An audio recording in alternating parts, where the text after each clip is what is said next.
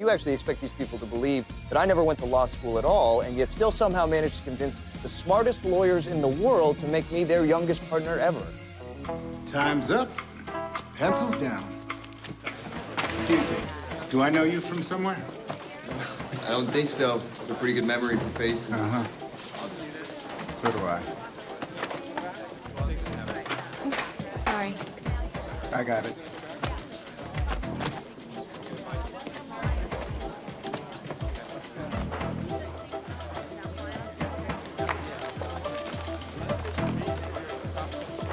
Hey. Hey, stop! You and the cat!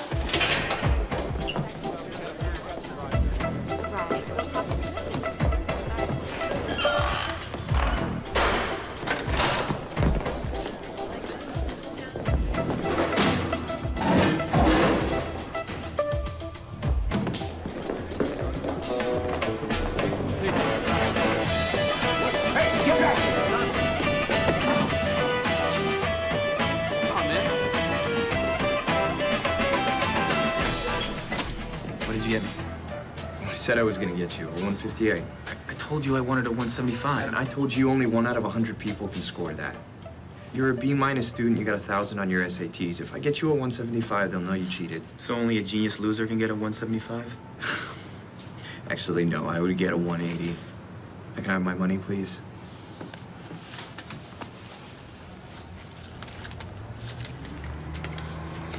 Whoa. This is only half. Then why didn't you go call the police? You want this job so much. Why don't you just go to law school? When I was in college, it was my dream to be a lawyer.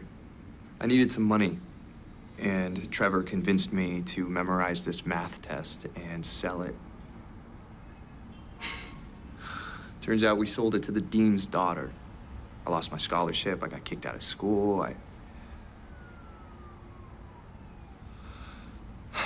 got knocked into a different life. And I have been wishing for a way back ever since. Let me tell you something. This isn't elementary school. This is hard work, long hours, high pressure. I need a grown goddamn man. You give me this, and I will work as hard as it takes to school those Harvard douches and become the best lawyer you have ever seen.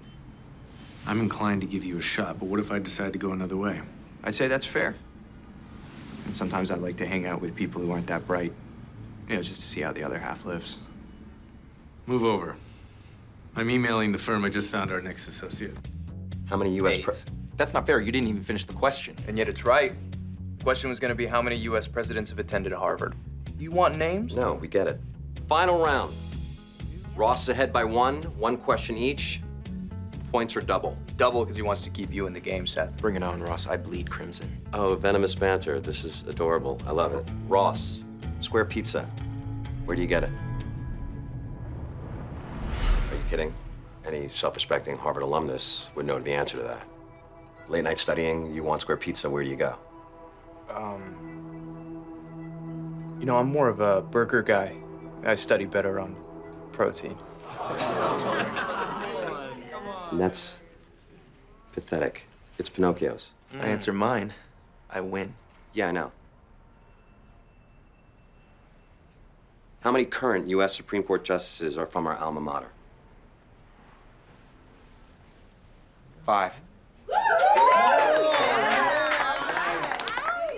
Got anything to say, Ross? Nope, just that the answer is wrong. Scalia, Roberts, Kennedy, Breyer, Kagan. Ginsburg. Ruth Bader Ginsburg went to Columbia. She graduated from Columbia after she attended Harvard for 2 years. The question was phrased, how many justices were from Harvard? Well, she was on the Harvard Law Review. And when she arrived at Columbia as a transfer, she was from Harvard. The rules dictate that you must be precise, as the law is a precise endeavor. What's in the bag?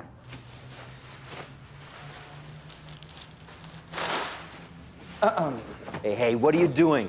Oh, do you recognize this carpet? Make him get that out of here. This is your own carpet, Mr. Karinsky. It's from Frank Carvello's apartment. Come on. You feel the fibers, the texture. It's almost alive. You brought bed bugs in here. Whoa, that's vandalism, assault. You know, I'm happy that you put it that way because that's exactly what we're going to be charging your client with. What are you talking about? He didn't just fail to eradicate a bedbug infestation, he actually created one. Yeah, he pulled the carpet from one of his old buildings, carpet that was already infested, and then he reinstalled it in my client's apartment to drive him out. That's crazy. You might want to warn your client about perjury. We've got sworn testimony from the installer. And a picture of the same carpet from one of his old buildings before it was renovated. By the way, my wife and I really love what you've done with the place. So it looks like we're talking about what? Assault, violations of rental codes, health codes, and just basic codes of human decency. And if a jury in New York heard all that, wow, imagine the damages. Harvey, spectate, please. Just get that carpet out of here. So, Vivian, how am I doing for my first time? This still counts as my first time, doesn't it?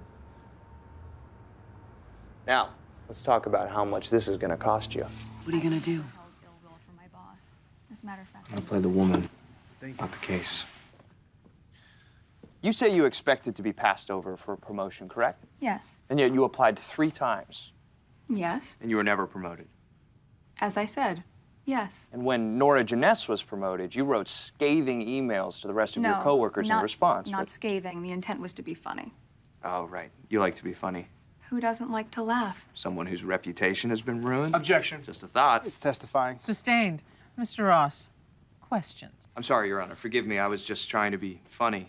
On your performance review, Lena Lunders wrote, "Good work ethic, lacks skills." Do you think that's a fair assessment? Fair? I don't know. Your coworkers were promoted and your boss was calling you mediocre. Are you mediocre? No.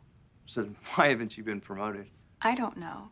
Do you think you deserve better? Doesn't everyone? So why haven't you tried? I have tried. Why haven't you improved? I didn't say I haven't improved. Well, your review did. Your 5 years without a promotion did. Look, you were so angry that you weren't moving forward that you lashed out at your boss Objection. and made a fool out of Testifying. her, and everyone was moving past So her. Objection. what? People making good on their Badgering, Your potential. Honor. People who could cut it. I can cut it. I sat in that room today and listened to you tell me that ever since the day we met, you've had to cross one line after another, and... Mike. No, just... Let me finish. First there was Clifford Danner, then the witnesses, then suborning perjury, not to mention the 17 things we did to stop the merger in the first place. All of it since you hired me. That's not what I said. Yes, it is. I wasn't blaming you for those things. It doesn't matter. I'm tired of putting the people I care about in jeopardy.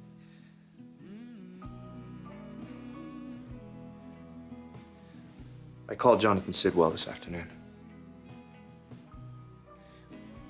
I took the job. We just got out. Harvey,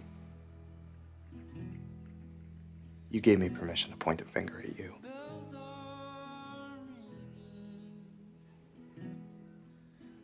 Give me permission to go.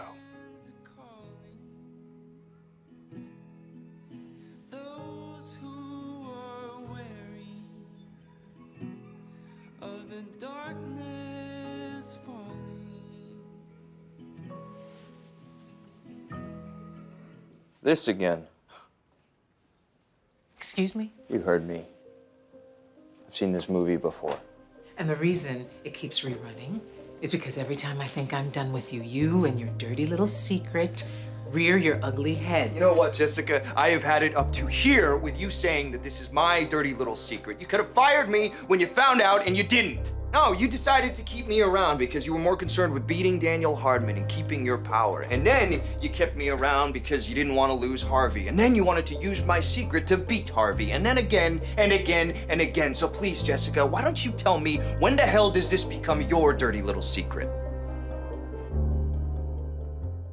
I have to say, Mr. Zane, I find it hard to believe that in 2 days you found out enough to know you need an expedited trial, let alone care about these people at all. Your Honor, 4 years ago, a mail carrier named Stanley Powell felt tightness in his chest. He thought it was nothing, but his wife insisted he go to the hospital. When he got there, doctors couldn't find anything wrong, but they wanted to keep him for 1 extra day. Now, unfortunately, Kelton Insurance refused to pay. So Mr. Powell went home, crawled into bed, and one day later he was dead. Now, in front of you, you have a complaint that's over 5,000 pages long, which tells the stories of another 189 victims. Pick a page at random, tell me the number, and I will tell you exactly what their client did to them. Your Honor, are you actually buying that? Page 627, Mr. Lawrence Green, 63-year-old grandfather, admitted to St. Vincent with complaints of lower back pain and excessive weight loss. He thought it was stress. Turns out it was lymphoma. Only they didn't find out until it was too late because their client refused to pay for the MRI. So please, rule against us if you have to, but don't tell me we don't care. Motion for expedited trial granted. Jury selection starts Monday. What are you gonna do? I don't know. I do. You're doing this. As managing partner, I am officially giving you your first case. Oh my God. What?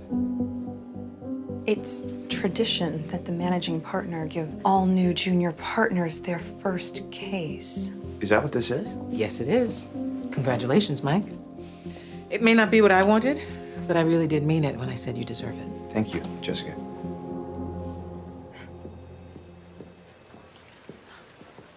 I can't believe that just really happened. You are the youngest junior partner the firm has ever had. Mr. Specter, you said there's no record of me ever having an apartment in Boston. Can you explain to the jury why there's no record of you ever having lived there? I'm not the one on trial here. No, you're not. You're the one in that chair, so why don't you answer the question or we can stop this whole thing right now. There's no record of me living there because I sublet up there when I had my place down here. So it is possible that a person not have a Boston address without it meaning that they didn't attend Harvard.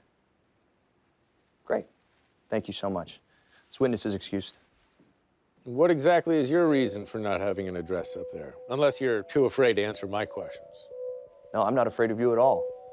My reason is that I chose to live with my friend Trevor during that time. The only problem with that is your friend Trevor has lived in Brooklyn his entire life. Exactly a 3-hour and 20-minute drive from Harvard. So you say you made that drive every day? No, I only went up for tests because that's all I had to do. I guess you needed some extra tutoring, huh? You expect these people to believe that you graduated from the most competitive law school in the world without ever going to class?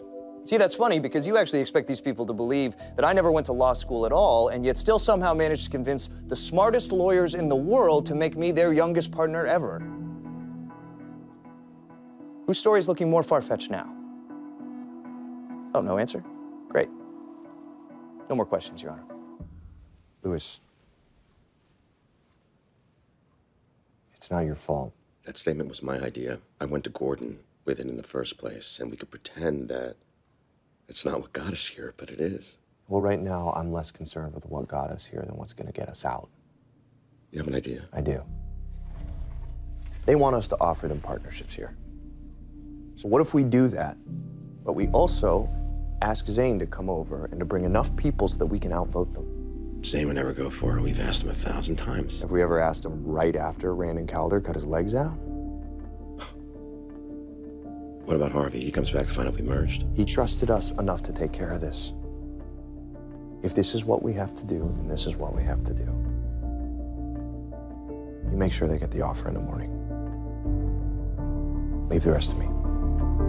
Before I ask you my question, I want to make sure you understand what the penalty for perjury is. I know what perjury is. And you also know that 20 of your executives pulled their kids from Treetop Elementary School within the first 6 months of the plan opening? Objection, relevance? Well, the relevance is that they knew what they were doing. That's why they pulled their kids from school, pulled soil from the ground. You have no proof of that. No, but I do have proof that your client increased the insurance policy on that plant to $15 million, the exact amount of the settlement you offered us, and 5 times the amount you have on any other plant. That was a very generous offer. No, it's what you've been prepared to pay for almost a year. That's not true. Which part isn't true?